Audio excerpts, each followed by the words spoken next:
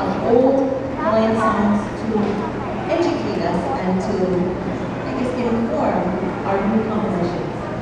So these albums are very important to us, and we really love all of the songs that we've selected. And one of them is a song that was written by King David Kalakaua. This is a song that's off of our most recent Haliu, Volume 3. And Kalakaua writes this song for his beautiful queen, Olani. Olani journeyed over the ocean one time without Kalakaua, it seems.